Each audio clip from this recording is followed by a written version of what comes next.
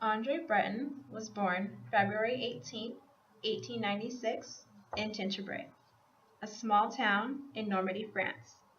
He was born into a working-class family of shoekeepers. His family soon moved to Laurent, Brittany, on the Atlantic coast of France, where sea life became an important part later in the poet's life. He attended medical school as a young man and showed a particular interest in mental illness. His education was interrupted when he had to serve in the World War. Breton worked in a psychiatric ward during his service in the military hospitals. Also, he read the writings of Sigmund Freud, a very famous psychoanalyst. Breton later had the honor of meeting Freud in 1921. Breton also had an interest in the works of many symbolist poets like Arthur Rimbaud and Charles Baudelaire. He was also interested in the political theory of Karl Marx. Andre Breton started writing in 1914. His lyrical poems were about the sea life he saw and imagined in his youth. In 1916, Breton joined the Dada movement in Paris along with many other artists. Breton's most famous novel was Naja, published in 1928. Breton was married 3 times and had 1 daughter. He was often described as the founder of Surrealism. The Surrealist movement. Surrealism was an artistic, intellectual, and literary movement led by poet Andre Breton in 1924 till World War II. Surrealists sought out to overthrow oppressive rule of modern societies by demolishing rational thought. Andre Breton founded the Surrealist movement in Paris in 1924 when he published his first book, Surrealist Manifesto.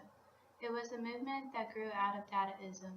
By Dadaism, Surrealists dwelled on the role of the unconscious in creative activity, but used the intellectual unconscious in a more orderly and more serious manner. The Surrealist writers used automatism as a literary form. This means the Surrealist writers wrote whatever words came to their mind. The Surrealist writers did not alter their writings, because this would interfere with the act of creation. The Surrealist writers thought this would help connect to the reader's conscious mind. They broke normal rules of work and personal contact in order to take over their sense of inner truth. The movement spread all over the world, even to America during World War II, when Andre Breton was living in New York City. The Surrealist movement was one of the leading influences in the 20th century. Andre Breton's Surrealist movement not only influenced those of the literature world, but also those of the artistic world. The entire intellectual meaning of the Western thought was redirected from the cold abstract of logical positivism and reformed according to a new, deeper consideration of tenets of Romanticism. Because Andre Breton, the imagination as central to man's attempt to define reality was once again restored to its primary position. Andre Breton is mostly known for his active part in the Surrealist movement, but he didn't just stop after that. He went on to once again be in the medical corps of the French army at the start of World War II. When the Vichy government banned his writings, he then escaped, where he later on then composed the introduction to the 1947 edition of the Sièges Cahiers du en Retour à Pays Natal. He then returned to Paris, where he opposed the French colonism. For example, a signatory of the Manifesto of the 121 against the Algerian War. He then continued until his death to foster a second group of Surrealists in the form of a review. In 1959, he organized an exhibit in Paris. By the end of World War II, Breton embraced anarchism explicitly.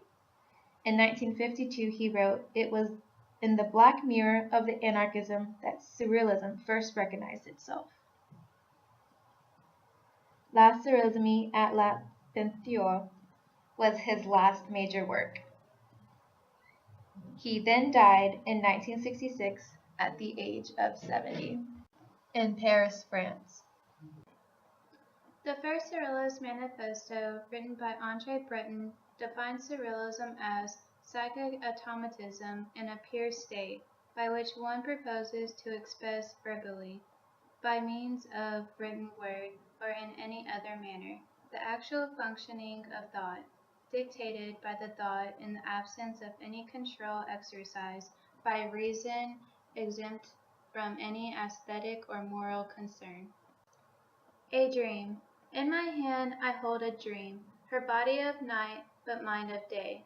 Eyes closed, laying on a pillow of rocks, hair flowing of an endless waterfall. An earthquake of hunger shakes away the day, straight back to the night where she awakens today.